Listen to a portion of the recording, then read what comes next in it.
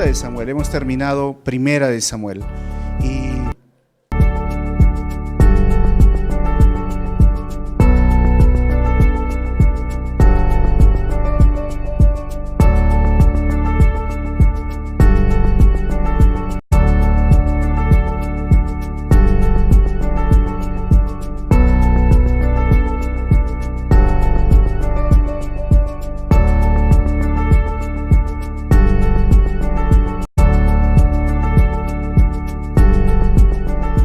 tengan conocimiento cómo es que Pablo enfrenta una circunstancia difícil que quizás muchos de nosotros no lo pasamos. Él estaba en prisión.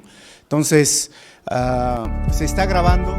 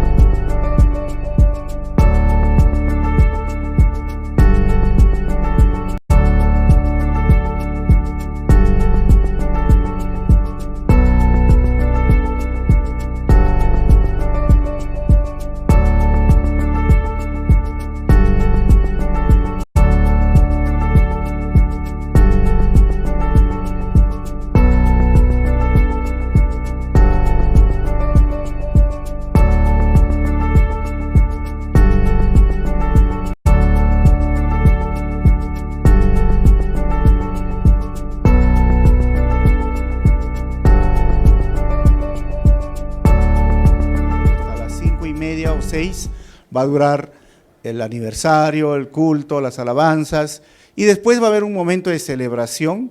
Hay una hermana que canta música folclórica, se llama Norma, y ella tiene un grupo, una banda de música.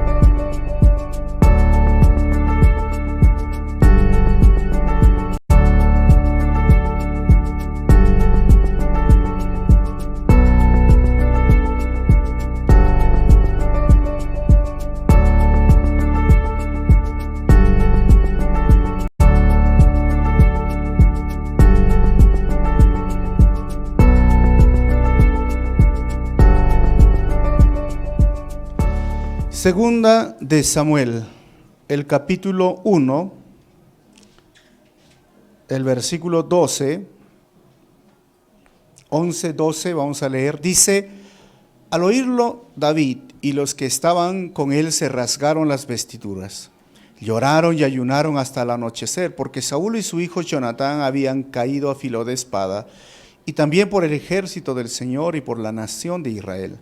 Entonces David le preguntó al joven que le había traído la noticia: ¿de dónde eres? Soy un extranjero amalecita, respondió. ¿Y cómo te atreviste a alzar la mano para matar al ungido del Señor?, le reclamó David. Y enseguida llamó a uno de sus hombres y le ordenó: anda, mátalo. Aquel cumplió la orden y lo mató. David, por su parte, dijo: que tu sangre caiga sobre tu cabeza. Tu boca misma te condena al admitir que mataste al ungido del Señor. Vamos a orar. Padre, te damos gracias en esta mañana, gracias por este tiempo que podemos estudiar tu palabra. Bendice, Señor, este estudio y oramos, Señor, para que a través de este capítulo podamos aprender principios que son aplicables a toda época, edad o cultura.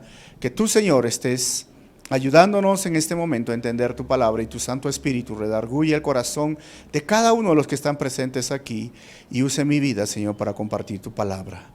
Te pido esto en tu nombre, Jesús. Amén. David llora, hace duelo por la muerte de Saúl, sería el tema, diríamos, general de todo este capítulo. Hay que entender que el libro de Segunda de Samuel, en los originales, diríamos, en la Biblia de los hebreos, no existe primera ni segunda de Samuel, solo existe Samuel. La versión griega, que se llama la Septuaginta, hizo esta división, y luego la versión latina de la Biblia, que es después de Cristo, que se llama la Vulgata Latina, también mantuvo esta división de primera y segunda de Samuel, cosa que cuando se hizo la Biblia al español, una de las primeras Biblias, que es de Casiodoro de Reina y Cipriano de Valera, año 1569 y revisada por el 1605, mantienen estas referencias de la Septuaginta y la Vulgata para que hoy en día podamos tener primera de Samuel y segunda de Samuel, cosa que, como les digo, es un solo libro, y como vamos estudiando capítulo por capítulo, pues vamos a seguir recibiendo esta bendición de este libro. ¿Y qué nos va a enseñar? Un poquito la cronología para que nos podamos ubicar en el contexto y aquello que va a venir. Por ejemplo, en el año 1375 a.C. hasta el 220 es la etapa de los jueces. La etapa de los jueces termina justamente con Samuel. Por eso el libro se llama Samuel, pidiendo Israel un rey. Y Saúl llega a ser coronado rey el año 1050, 1540 o 1045 aproximadamente, por las características que ya hemos enseñado anteriormente. Pero muere Saúl, y esto es lo que es el capítulo 31 de Primera de Samuel, y David empieza a reinar en Judá el año 10.010. Y digo Judá porque la próxima semana vamos a ver que todavía no gobierna en todo Israel. Eso lo hace en el año 1003 porque todavía tiene conflictos con uno de los hijos de Saúl. David y Betsabé caen en pecado en el año 997 aproximadamente. Luego nace Salomón el año 991, y nace Salomón producto del matrimonio de David y Betsabé, y todo esto vamos a ver cómo va desarrollándose a medida que avanzamos en este libro. Al final, el censo que hace David en el año 980 y las consecuencias que va a traer este censo, que no era el deseo de Dios, no era la voluntad de Dios, y todo esto se nos viene. Entonces esto es como el coming soon, como dicen, ¿no? El tráiler de lo que va a venir pronto.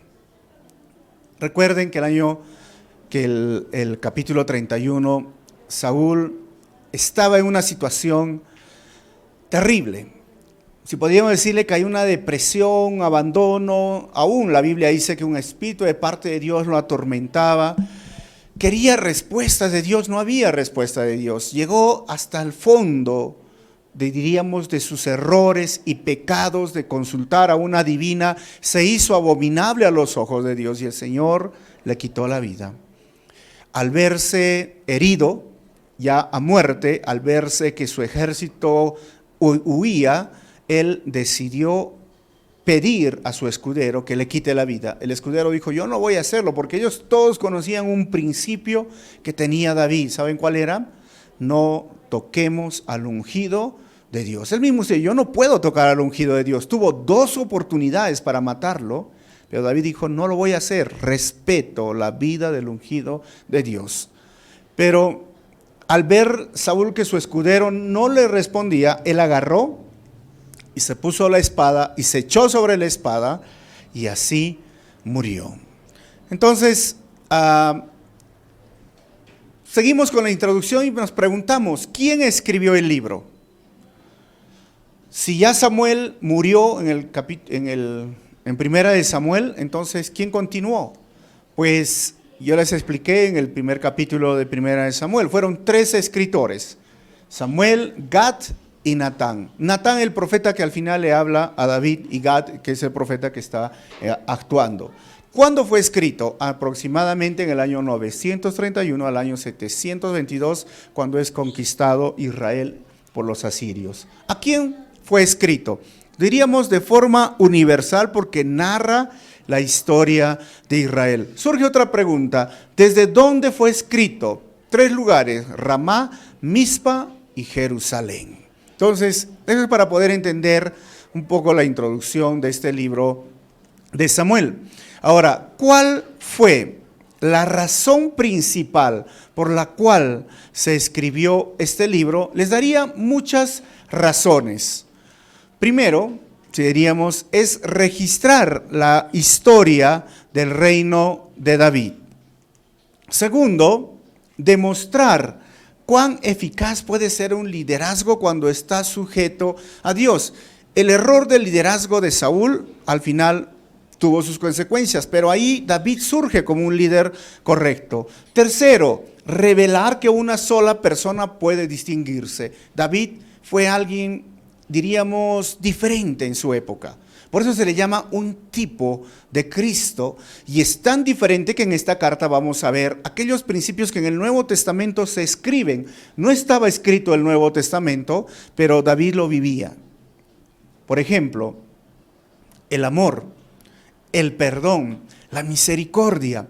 David tuvo 2 ocasiones de matar a Saúl, como les dije, y él decidió perdonar la vida. Él decidió vivir en la gracia. Él decidió mantenerse firme y esperar que la voluntad de Dios sea hecha. Él sabía que era el próximo rey, pero él entendió los propósitos divinos y él dijo, yo no voy a hacer nada, el Señor lo va a hacer. David era un hombre diferente. Pero también vamos a ver más adelante cómo sufre las consecuencias cuando comete los errores. Lo cuarto es mostrar las cualidades personales que agradan a Dios, como las que les he mencionado, pero también el liderazgo. También se le conoce a David un hombre conforme al corazón de Dios. Y lo quinto, la quinta razón es describir a David como el líder ideal de un reino imperfecto, porque esto era lo que era el Reino Unido, y anunciar a Cristo que será el líder ideal de un reino nuevo y perfecto, que lo vamos a ver en el capítulo 7. Esto entonces es la introducción de 2 de Samuel, el capítulo 1, y ahora vamos a ver que este libro está dividido en 2 partes. Y a medida que yo paso las diapositivas van a salir igual los títulos de cada división de estos 2 párrafos grandes. Del 1 al 16 David enfrenta la muerte de Saúl y Jonatán. Del 17 al 27 David expresa su lamento por Saúl y Jonatán. Entonces vamos a ir viendo versículo por versículo. Dice el versículo 1, después de la muerte de Saúl, David se detuvo 2 días en Siclag, luego de haber derrotado a los amalecitas. Así que del 1 al 4 es donde David se entera de la muerte de Siclag. En Siclag. Siclag era el territorio que le dio este rey filisteo, mientras Saúl lo perseguía. Siclag fue atacado por los amalecitas, cuando David se puso a la orden para ir a la guerra contra Israel. Y los amalecitas se llevaron a sus mujeres, se llevaron todas sus cosas, sus pertenencias. David los persigue, cruza el río, y cuando los recupera y mata a los amalecitas, entonces él regresa a Siclag, y en ese evento muere Saúl y Jonatán. Y ojo, derrotando ¿a quién? A los amalecitas. Versículo 2. Al tercer día llegó a Siclag un hombre que venía del campamento de Saúl. En señal de duelo se presentó ante David con la ropa rasgada y la cabeza cubierta de ceniza, y se postró rostro en tierra. Hermanos, esto es un asunto cultural. La expresión del luto, del duelo frente a la pérdida de un ser querido. Los judíos agarraban la ceniza. Si tú hacías una fogata, quedaba ese polvo medio plomo negro, o cuando haces tu parrillada, no sé, el carbón que se termina de consumir, estos se echaban hacia la cara, el cabello, y quedaban como un tipo de loquitos, como diríamos, ¿no? Todo de negro, y se rompían la parte delantera de su polo, y esto era en señal de duelo y de sufrimiento. Y así se presenta este hombre. Versículo 3. ¿De dónde vienes?, le preguntó David. Vengo huyendo del campamento israelita, respondió. Versículo 4. ¿Pero qué ha pasado?, exclamó David. Cuéntamelo todo, pues resulta que nuestro ejército ha huido de la batalla y muchos han caído muertos. Contestó el mensajero. Entre los caídos en combate se encuentran Saúl y su hijo Jonatán. Es en este momento que él se entera, hermanos, de lo que está sucediendo. Versículo 5. Y del 5 al 10 es donde David escucha la historia de la malecita sobre las muertes. Dice el texto: ¿y cómo sabes tú que Saúl y su hijo Jonatán han muerto?, le preguntó el criado que le había traído, preguntó David, al criado que le había traído la noticia. 6. Por casualidad me encontraba yo en el monte Gilboa, y de pronto vi a Saúl apoyado en su lanza y asediado por los carros y la caballería, respondió el criado. Versículo 7. Saúl se volvió y al verme me llamó. Yo me puse a sus órdenes. Versículo 8. Me preguntó quién era yo, y le respondí que era amalecita. 9. Entonces me pidió que me acercara y me ordenó, dice este hombre: mátame de una vez, pues estoy agonizando y no acabo de morir. 10. Yo me acerqué y lo maté, pues me di cuenta de que no iba a sobrevivir al desastre. Luego le quité la diadema de la cabeza y el brazalete que llevaba en el brazo para traérselos a usted, mi señor. Nosotros hoy podemos entender el contexto, y no solamente el contexto, ya hemos estudiado el capítulo 31 y entender si esta historia es verdad o es mentira, es real o es falsa. ¿Por qué este hombre vino de esta forma? Quizás quería un poco recibir un beneficio. Todos en ese momento sabían que Saúl lo perseguía a David. Los filisteos, los amalecitas, todos los pueblos enemigos sabían esta historia. Entonces quiso en este momento hacer algo que pueda llamar la atención de David, porque ahora David tiene todo el camino libre para llegar a ser coronado como rey. Y él pensaba, bueno, acá ya me gané. Pero no entendía dos cosas. Uno, el principio que tenía David era: no toquen al ungido de Dios. Y segundo, no entendían, él no se había enterado por las noticias, no había redes sociales, no había Facebook, ni WhatsApp, ni Instagram, donde todo el mundo pone hoy día, ¿no? Comiendo, ¿no?, mi rocoto relleno, comiendo mi adobo. No sé, en Australia pone ahí el hombre, en Sydney. No agarró, David dijo: maté a los amalecitas hace 2 días. ¿Y quién vino a decirle que había matado al rey? Un amalecita. O sea, no entendía. Él viene así todo feliz, diciendo me vaya a ganar algo. Y tú dices, ¿y tú quién eres? Amalecita. Oye, tú acabas de venir y matar a mi gente y encima matas a rey. No entendía este hombre.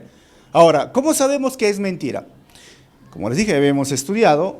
Y 1 Samuel capítulo 31, versículo 5 dice, cuando el escudero vio que Saúl caía muerto, también él se arrojó sobre su propia espada y murió con él. O sea, el escudero vio, hemos visto que Saúl ya tenía una herida a muerte y vio que se tiró encima de su espada y estaba muerto, no había nada más que hacer. Él entonces se mató. Y ya hablé este tema de la Biblia y el suicidio en la semana pasada y está grabado ahí en las redes sociales. Pero cuando viene este hombre, entendemos que mintió y quiso engañar ahora a David. Ojo, si fuese verdad, diríamos, ¿no? Pongamos ahí el beneficio de la duda. Es curioso porque Dios ordenó a Saúl inclusive que destruyera al pueblo de Amalec por completo. Eso también lo hemos estudiado en 1 Samuel capítulo 15, versículo 2 al 3. Cuando se presenta como rey, Dios dice, corre, destruye y no dejes a nadie con vida. ¿Y qué hizo Saúl? Desobedeció. Quedaron amalecitas vivos. Y ahora, si fuese verdad, mira, imagínense, un amalecita viene y lo mata. Si fuese, ya sabemos que no es verdad. Entonces, si Saúl falló en hacer esto y ahora uno de esos de su pueblo lo mata, es curioso, pero podría darnos una gran lección a nosotros. ¿Cuál sería la lección?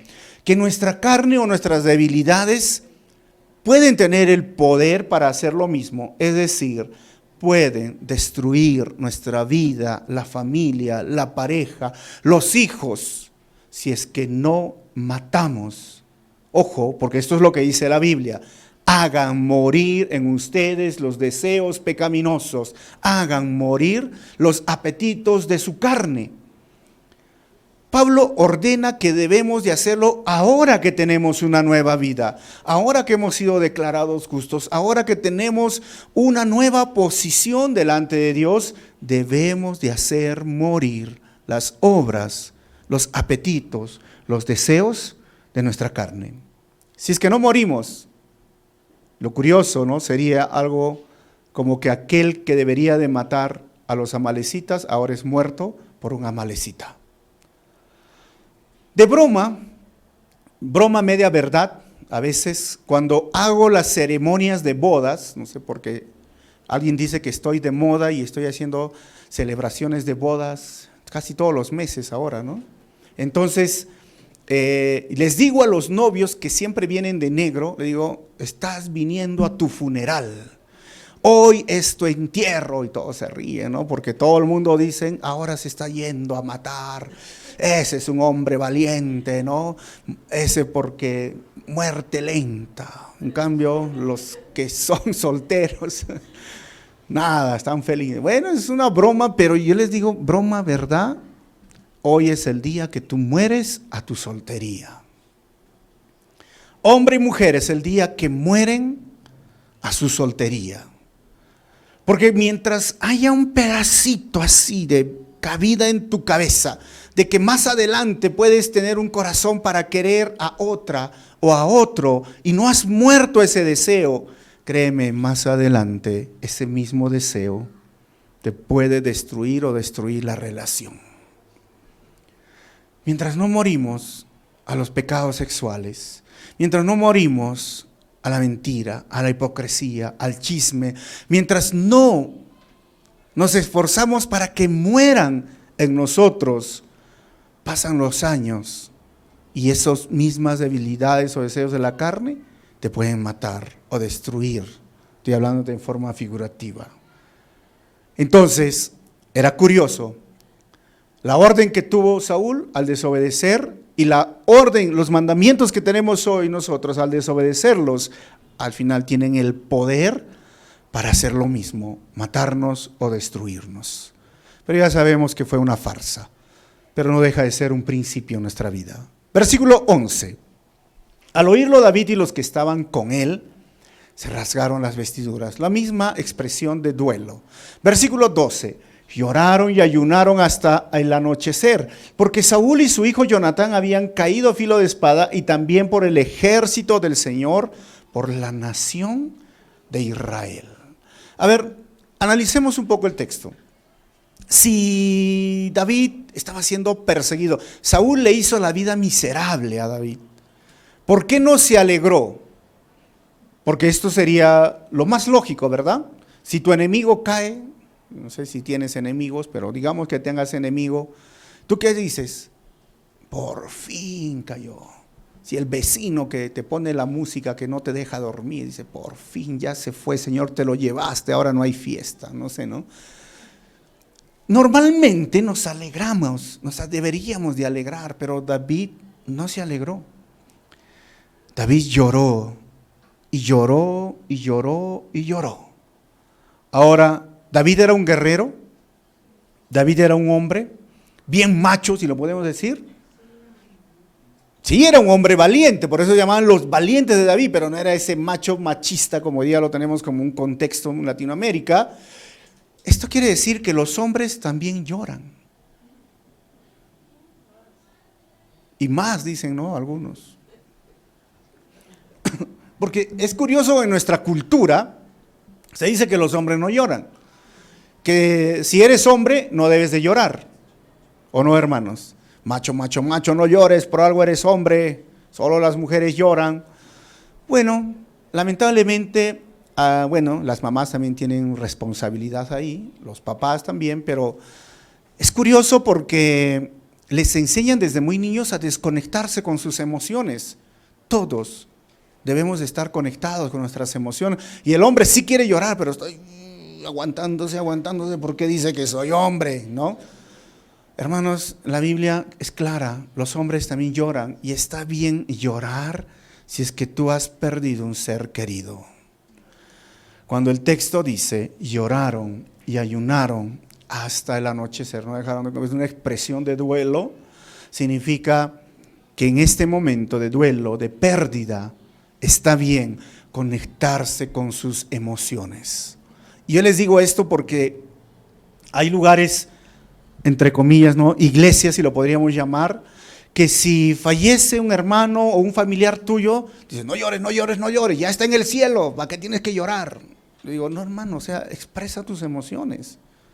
Y a veces en los entierros no quieren llorar porque piensan que está mal y hasta se sienten mal expresar sus emociones, cuando no es así, hermanos. Todos debemos expresar nuestras emociones frente a una pérdida. Y hay diferentes tipos, pues, de duelo, ¿no? A veces un rompimiento de una relación o una pérdida de trabajo, cualquier cosa, entramos en esta etapa y nuestras emociones, hermanos, debemos simplemente dejarlos expresar. Pero lo que no podemos caer como cristianos es en la desesperanza. Esos entierros sí son tristes más bien, cuando una persona ha partido de este mundo, pero sin tener, diríamos, ese seguro de vida, sin tener la salvación. Tú puedes decir a ellos, están desesperados, están tristes, están muy mal. Pero el cristiano llora, se pone triste, extraña, pero hay esperanza. Y esa es la diferencia. Hay una teoría del proceso del duelo que yo les comparto. Uno, por si has tenido esta experiencia últimamente, y cómo puedes ayudar a otras personas que están pasando este proceso del duelo. Y lo voy a explicar rápido, ¿ok? Lo primero que viene es la crisis. La crisis significa que hay un cambio en tus pensamientos, hay un cambio hasta en tu estilo de comer, o tu cuerpo se siente como extraño y te quita las ganas de todo. Luego de esto viene lo que es la etapa de la negación, donde tú dices, no lo puedo creer. Es como que quiero, pero no lo puedo creer. Creo que no ha sucedido. Si ayer estábamos así, si así fue, esto es la etapa de la negación. Y la siguiente etapa, a veces viene la etapa de la rabia, de la furia, de la ira, del malestar. Y aquí muchas veces, hablando en el contexto cristiano, muchos se cuestionan. y dicen, ¿por qué Dios? ¿Por qué te lo llevaste? ¿Por qué sucedió esto? No entienden todavía porque están en este momento de sus emociones. Y algunos pasan por esta etapa de la depresión. Dejan de dormir bien, se les quita el ánimo, la alegría. Pero este es el proceso, como les digo en la teoría del proceso del duelo. Y luego viene la etapa de la aceptación, donde tú ya asimilas y dices, está bien, Señor, entiendo, yo sé lo que está pasando y ahora viene el aprendizaje. Como les dije, hay muchas situaciones que nos pueden llevar al duelo, aún caer en una discapacidad. Tenemos que explicar y enseñar a ellos este tema porque hay personas de la noche a la mañana, un ser querido cae en una discapacidad y a veces pasamos este mismo proceso. 2 consejos. Lo primero es que si tú estás en esta etapa, recuerda, vas a salir pronto. El Señor está contigo. No puedes pensar, diríamos, que no tienes que conectarte con tus emociones. Está bien, pero busca ayuda, busca consejo.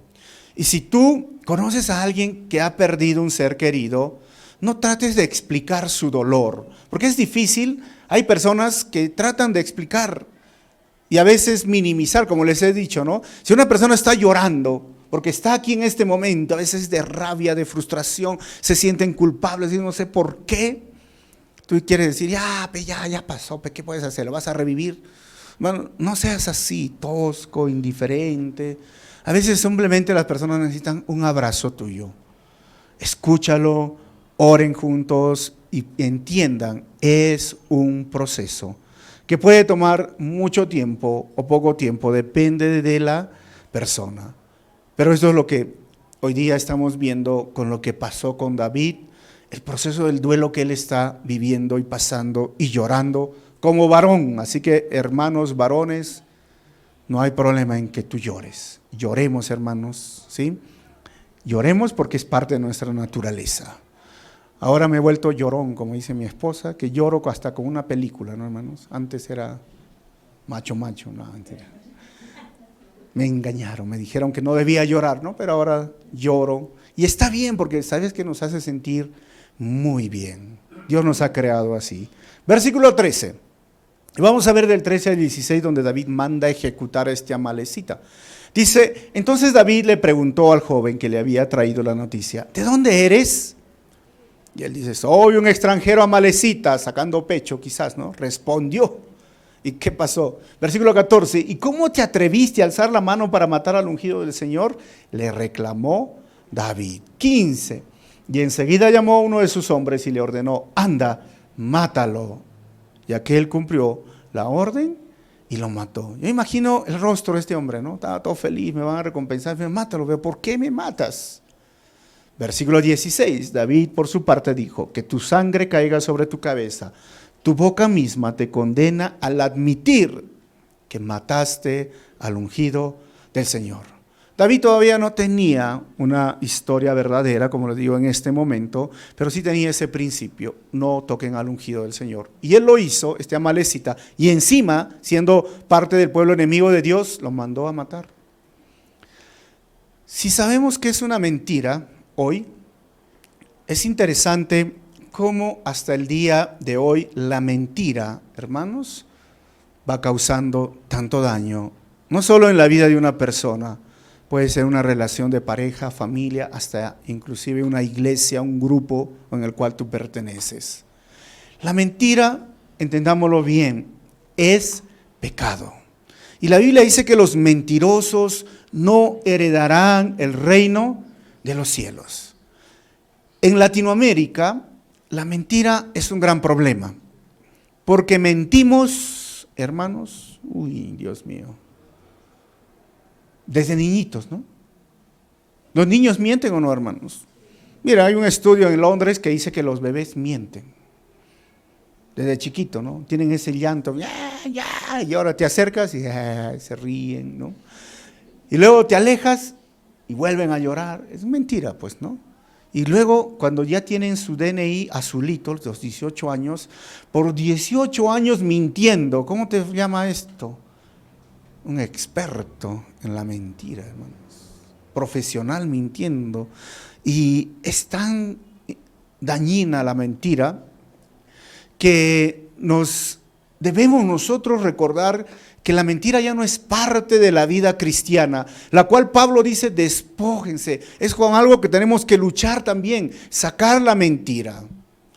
Podemos vivir en la verdad, en un contexto latinoamericano donde nuestra cultura se rige por la mentira. Yo diría, sí se puede. Es difícil, pero se puede. Porque miente, tú sabes, hermanos, mienten todos. Y luego llega el pensamiento y dice, pero si todos lo hacen, ¿quién no miente? ¿Has mentido esta semana? Y a veces ya ni distinguen la mentira, ¿no? Porque llegan tarde y le echan la culpa a la combi o al transporte público cuando es tu culpa que has salido tarde. Y eso es mentira. Y a veces ya ni entienden, ya ni decir, ni diferencian si es mentira o es verdad. Y a veces es curioso porque los hijos, si eres hijo acá, hay muchas consecuencias desastrosas cuando una persona es mentiroso. Las consecuencias en la boca de un mentiroso son muchas. Y una de ellas, ¿sabes cuál es, hijo? Es que tus padres no pueden confiar en ti. Cuando se destruye la confianza entre relación padre a hijo, créanme, es tan difícil recuperar, pero se destruye justamente por las acciones. Yo les digo, siempre se construye o se vuelve a recuperar a través de las acciones. Por eso tengan mucho cuidado, porque los padres saben muy bien, porque tú puedes decir, siendo hijo, sí, ya no lo voy a hacer, te prometo, pero ¿qué te va a decir papá, mamá? Dentro de ellos, no te creo, pues, porque ya no confío. Y esto, no solamente estoy hablando entre relación de padre a hijo, también en relación de pareja. Cuando la mentira viene en la pareja, también se destruye la confianza. Pero como les digo, se vuelve a recuperar con acciones. Hay muchas consecuencias en la boca de un mentiroso, hermanos. Y otro de las consecuencias, porque no vamos a desarrollar mucho este tema, es lo que le acaba de suceder a este hombre amalecita. Es que no le creen. O es que pasa un momento que una de ellas es que aunque pretendas decir la verdad, se te verá como mentira. Y en ese momento, ¿no?, que en la boca del mentiroso que decimos, lo cierto se hace dudoso, pues. Esa es otra de las consecuencias. Entonces, mi consejo siempre para los padres es que también sean padres sabios y sepan educar a sus hijos, ¿no? Porque cuántos hijos, los padres le dicen a los hijos, ya dime la verdad que no te va a pasar nada. Creo que todos hemos pasado por esa experiencia, ¿no? Dime la verdad que no te va a pasar nada. Y ahí están, dime. Y tú dices la verdad y te cae peor. Y tú dices, entonces, ¿para qué dije la verdad? Entonces, ¿cómo quieren que diga la verdad y no me pasa nada? Hasta ella miente, hasta la mamá miente. Entonces, sean sabios, aprendan a disciplinar, a corregir bien a sus hijos. Obviamente nos enojamos. Obviamente nos desanima que los hijos estén mintiendo, pero aprende a controlar tus emociones y saquen lecciones de esto. Y los hijos recuerden, cuanto más mientan a los padres, más complicada va a ser la relación y las consecuencias pueden ser muchas. Este hombre perdió la vida por mentiroso, ¿no? ¿Sí o no? Mejor si hubiera quedado callado, hubiera dicho, mira, acá está el diadema y todo, y bien, ahí está, te premio, pero por ser mentiroso, hoy no vive para contarlo. Segunda parte, del versículo 17 al 18, David compone un cántico ahora de lamento por las muertes. 17, dice, David compuso este lamento en honor de Saúl y de su hijo Jonatán. 18, lo llamó el cántico del arco y ordenó que lo enseñaran a los habitantes de Judá, y así consta en el libro de Jaser. ¿Dónde está ese libro de Jacer que no lo encontramos en el Antiguo Testamento? Josué capítulo 10, versículo 13 también lo menciona. Sí existe, pero no es considerada escritura canonizada, y la palabra canon significa medir frente a algunos requisitos para que sean considerados escritura. Y antes de Jesús, que venga Jesús, se cerró el canon del Antiguo Testamento y no estaba este libro de Jacer. Pero David escribe un cántico. Y un cántico, hermanos, otra vez, es la expresión de nuestras emociones. Que no siempre esas palabras son lógicas y siempre bien razonables, y a veces podemos cuestionar, si lo queremos ver desde un punto de vista así muy literal, porque no tiene nada que ver con lo literal, es lo subjetivo, diríamos, la idea de componer una prosa, una poesía, un poema. El hombre se inspira, ¿no? Como el poema 20, ¿han escuchado, no? Las canciones clásicas, yo les estaba comentando en el primer turno, es gracioso. Si quieres desmenuzar o tratar de razonar esa canción que en mi época sonaba, decía, ¿por qué se fue? ¿Por qué murió? ¿Por qué el Señor me la quitó? ¿Se acuerdan o no? Dice, si tú miras, dice, o empezamos a analizar, dice, íbamos por la carretera, ¿no? A más de 100 kilómetros. Tú sabes que cuando manejas un auto, 100 kilómetros es bastante velocidad. Y él dice, prendí las luces para leer. O sea, ¿cómo vas a prender las luces y vas a leer manejando a 100 kilómetros por hora? Había un letrero de desviación, y el cual pasamos sin precaución, porque él quiere rimar, pues, ¿no? Y tú dices, estás pasando un letrero que te previene de un peligro, y luego se van y el carro se fue hasta el fondo y vino a dar, y luego dice, ¿por qué se fue? ¿Por qué el Señor me la quitó?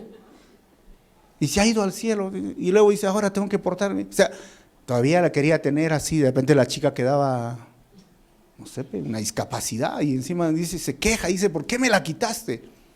O sea, si tú te pones a analizar, mire, lo estamos analizando desde un punto de vista lógico, ¿no? Y yo lo menciono esto porque David empieza a decir verdades, pero también hay un párrafo que el grupo LGTBIQ y con la ideología de género lo han tergiversado, y es por eso que nos gusta estudiar versículo por versículo. Entonces, el versículo 19 al 27, David expresa su dolor por un cántico. 19. Ay, Israel, tu gloria yace herida en las alturas de los montes, como han caído los valientes. No lo anuncien en Gad, ni lo pregonen en las calles de Ascalón, para que no se alegren las filisteas, ni lo celebren esas paganas. 21. Ay, montes de Gilboa, que no caiga sobre ustedes lluvia ni rocío, que no crezca el trigo para las ofrendas, porque allí deshonraron el escudo de Saúl, allí quedó manchado el escudo de los valientes. Miren, David dice esto y no está diciendo ahora no va a caer lluvia, decreto, no, nada de esas cosas, es un cántico. Jamás volvía el arco de Jonatán sin haberse saciado con la sangre de los heridos, ni regresaba la espada de Saúl sin haberse hartado con la grasa de sus oponentes. Eso no significa que Saúl agarraba y le sacaba la grasa a todo el mundo, ¿me entienden? ¿No? O sea, no podemos analizarnos desde esa perspectiva así, lógica, así, ¿no? 23, Saúl, Jonatán, nobles personas. Miren cómo los llama. No que Saúl le persiguió y le hizo la vida imposible, pero él dice nobles personas. Fueron amados en la vida e inseparables en la muerte. Más veloces eran que las águilas y más fuertes que los leones. Ahora, si lo analizamos de forma literal, o sea que David volaba, no, pues hermano, o sea, es la expresión, la poesía. 24.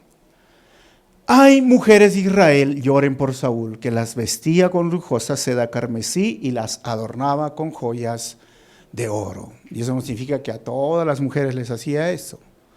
25. ¿Cómo han caído los valientes en batalla? Jonatán yace muerto en tus alturas. Hay algo que sí en el fondo expresa David, es su amor hacia Jonatán, hacia Saúl y hacia todo el pueblo de Israel. Como les dije, el Nuevo Testamento todavía no se había compuesto y Pablo va a reforzar esta idea que para nosotros es muy importante. Lo encontramos en 1 Corintios capítulo 13, versículo 4 al 6. Dice lo siguiente: 4. El amor es paciente, el amor es bondadoso, el amor no es envidioso, ni jactancioso, ni orgulloso. No se comporta con rudeza, no es egoísta, no se enoja fácilmente, no guarda rencor.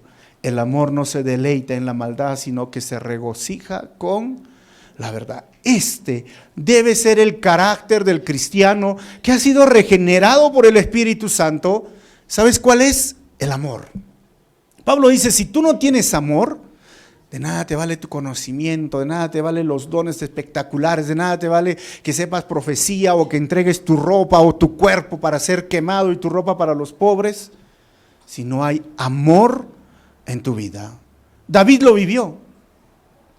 David, cuando llora realmente, entiende, sabe lo que está pasando, él no se deleita con la maldad. Porque a veces como cristianos es triste que cuando una persona cae, alguno dice, yo sabía, por eso no me caía bien esta persona. Así te quería ver. ¿Y dónde está el amor, hermano? O le pasa cualquier situación, se comporta con rudeza. No hay paciencia, no hay bondad, no hay, hermanos, miren, todas estas cualidades deben de ser parte de la vida del cristiano. David lo vivió, lo escribió, por eso es alguien diferente en esa época y que hoy nos enseña a cómo debe ser nuestro amor como cristianos al prójimo. Versículo 26. ¿Cuánto sufro por ti, Jonatán? Pues te quería como a un hermano. Más preciosa fue para mí tu amistad que el amor de las mujeres. Aquí ya se entiende, dice, oye David, ¿qué estás haciendo? Más preciosa fue tu amistad. Pero es curioso porque el grupo LGTBI y la ideología de género, en la versión Reina Valera del 60, dice lo siguiente: angustia tengo por ti, hermano mío, Jonatán, que me fuiste muy dulce. ¿What? Dices. Más maravilloso me fue tu amor que el amor de las mujeres. Y cuando ellos lo leen, dicen, no, acá está, pues, como dicen que la homosexualidad no lo menciona ni lo respalda la Biblia. Si David y Jonatán tenían una relación homosexual, ellos usan este versículo, como les he dicho, fuera del contexto, para su pretexto, para decir que la homosexualidad no es pecado y que es aceptable. Este y muchos otros que hay en el Nuevo Testamento, que en su tiempo yo lo enseñé, la ideología de género, la homosexualidad y la Biblia, porque los teólogos liberales lo han sacado fuera del contexto. Y si alguien te dice, aquí está una relación homosexual, ¿qué le podríamos decir nosotros? Primero, el contexto. Es un cántico. Es una composición, es una poesía, es una forma de expresión, ¿me entienden? Segundo, Jonatán ya está muerto. Porque lo que ellos, si agarran el texto y te lo hacen leer, aquí dice, ellos te hacen pensar que David con Jonatán están cara a cara, ¿no? ¿Sí? Y como que David se le está declarando a Jonatán, Jonatán, tu amor es más dulce que el amor de las mujeres, ¿no? Pues eso no está sucediendo acá. ¿Me entienden más o menos, hermanos? ¿Cómo podemos decirles a ellos que no tiene nada que ver este texto con todo su pretexto? Porque el contexto nos dice, ojo, es una poesía, una forma literaria. Segundo, él ha fallecido. Y tercero, lo que les mostré en la versión internacional, que lo describe la palabra amor, que tiene que ver con la amistad. Más preciosa me fue para ti tu amistad que el amor de las mujeres. Y es que cuando hay una verdadera amistad, hermanos, se puede uno deleitar amigo con amigo, amiga con amiga, sin llegar a entender la parte sexual. Para ellos no hay diferencia en muchas situaciones en este verbo. Pero recuerden que la Biblia menciona 5 expresiones o características del amor que se pueden traducir hasta el día de hoy. Y una de ellas es el amor de amistad. Ese amor estorge se llama en el griego. El estorge es el amor que tenemos a nuestros amigos. Si le pasa algo a un amigo, ¿qué haces? Te preocupas, si es tu amigo, pues, ¿no? Vas al hospital porque es tu amigo. No significa que si es tu amigo y tú vas al hospital, es que quieres algo con él, sexualmente, no. Entonces, en la mente de ellos solamente les cabe esto. La homosexualidad, hoy, recordemos, si lo ponemos desde el punto de vista bíblico, no es negociable. La homosexualidad es un pecado, es una conducta que se aprende. Y como todas las otras conductas basadas en el pecado, necesitan ser renunciadas, arrepentidas y dejadas de lado. Y cuando viene el Espíritu Santo nos regenera, tenemos que aprender a comportarnos de forma diferente.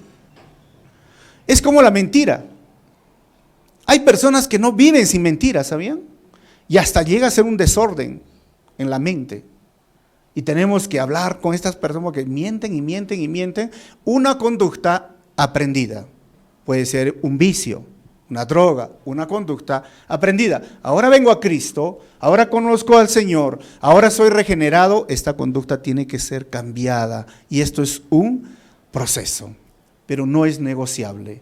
Cuando hablamos a veces de la homosexualidad, algunas personas, lamentablemente también diríamos desde la iglesia, lo hablan y lo condenan como si fuese el único pecado que no va a dejar que los hombres o las mujeres entren a la vida eterna. No, es uno de los pecados, no es el único.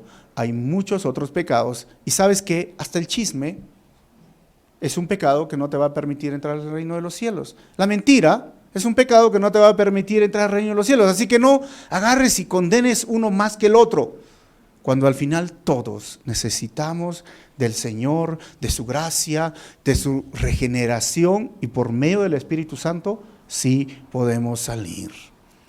La iglesia no debe ser homofóbica, no debemos odiar ni despreciar a aquellas personas que han aprendido esta conducta. Al contrario, debemos animar a que ellos cambien su conducta. Si realmente están arrepentidos, cambien y seamos parte, una vez más, del reino de los cielos que está al alcance de todos. Pero la homosexualidad, para mí, hoy día, es el intento del ser humano caído en desconocer a su creador y ser él mismo su creador. Porque Dios ha creado hombre y mujer, ¿o no, hermanos? Hombre y mujer, no hay más que eso. De la misma ciencia, XXXY. Antes de que nazcan te dice, es mujercita, es hombrecito. Y cuando mueres y van a encontrar un día tus huesos y dicen, este era hombre o era mujer, vamos a llevarlo a un laboratorio, ¿qué van a encontrar? Hombre o mujer, no tiene nada que ver, hermanos, con que yo nací o me fue mi genética, nada de esto. Pero es tan difícil el hombre que está caído hoy, que se olvida decir, Señor, tú me creaste hombre, no, yo no quiero que seas mi creador, yo me creo a mí mismo. Entonces, a pesar de que en el espejo yo me miro y tengo la voz gruesa, las manos gruesas y me sale barba, yo digo, soy mujer. O sea, desplazo la idea de un creador para yo llegar a ser mi propio creador. Pero eso no es nada. Se dice que hoy día hay 112 géneros, porque esa es la ideología de género, reconocidos por los organismos internacionales. Qué triste, ¿verdad? Hace poco salió, diríamos, una de las peores contradicciones de la ideología de género. Un hombre se operó, transexual, y pasó su tiempo como mujer, se vestía como mujer. Él es hombre, nació hombre. Y llegó el momento que ya no sentía nada con una relación con un hombre, y entonces, siendo operado, empezó a tener relaciones con mujeres. Y él dijo, ay, sí siento placer. Entonces, ¿cómo te llamas? Soy una lesbiana transexual. ¿Pero no sería mejor decir que eres hombre? No. Porque yo soy operado, soy lesbiana, pero me gustan las mujeres. No sé si me entienden. O sea, y pueden ver ustedes en el internet, hay personas que se creen perro dálmata, que se creen caballo, que se creen de todo, porque ¿sabes qué? Simplemente desconozco mi creador y yo quiero llegar a ser mi propio creador. Bueno, avanzamos y terminamos con el versículo 27. ¿Cómo han caído los valientes? Las armas de guerra han perecido. Y ahí termina su cántico David. Conclusiones finales de este estudio. Primera, está bien llorar, estar triste o extrañar a un ser querido, hermanos, que ha partido a la presencia del Señor, pero no podemos caer en la desesperanza. Y ya les he dicho cómo podemos entender que es un proceso y ayudar a aquellas personas que están en el proceso. Segundo, la mentira es pecado. Y en la boca del mentiroso, hermanos, lo cierto se hace dudoso. Pero también es pecado también, como la mentira, la homosexualidad. Los pecados deben ser renunciados o arrepentidos. Y uno de ellos es la conducta homosexual. Cuando suceda esto, luego de eso, la imagen de Cristo será formado en la vida del ser humano. Y otra vuelta, así como aprendí una conducta, toma tiempo tratar de aprender una nueva conducta, pero nuestra meta ya no es simplemente, digamos, hacia el aire o sin un objetivo seguro. Ahora el deseo del cristiano es parecerse a Cristo. Y este proceso se llama santificación. Este proceso de la santificación toma tiempo en algunas personas, demasiado tiempo diría, ¿no? Porque a veces hay personas que están 30 años en la iglesia y todavía siguen con lo mismo. O algunos lo aprenden muy rápido. La ventaja de aprenderlo rápido es que vas a ser eficiente y efectivo en la obra de Dios. Cuanto más lento pases este proceso de regeneración, de aprender una nueva conducta, ahí es donde entra a veces los cristianos que Pablo les dice carnales, que todavía no han dominado, no han hecho morir a los deseos pecaminosos. Hermanos, vamos a terminar este estudio haciendo una oración. Vamos a cerrar nuestros ojos, pero vamos a orar por esos puntos. Primero, si tu lucha es la mentira, dile Señor, perdóname, renuncia hoy, dile Señor, no quiero vivir en mentiras y ayúdame a andar en la verdad. Si estás en este proceso del duelo o conoces a alguien que está en este proceso, también dile, Señor, ayúdame a salir si estás en ese proceso. O cómo animar a esas personas. Y si estás en este proceso de esa lucha, con pensamientos de homosexualidad o problemas sexuales, pues también es importante renunciarlos, pedirle al Señor que quite esto de tu vida y aprender una vez más a entender que la palabra de Dios, que el Espíritu Santo está a tu disposición, pedirle perdón y decirle, Señor, ayúdame a salir de esto. Mientras yo oro, tú de forma personal le puedes decir esto al Señor. Amén. Vamos a cerrar nuestros ojos y vamos a orar. Padre,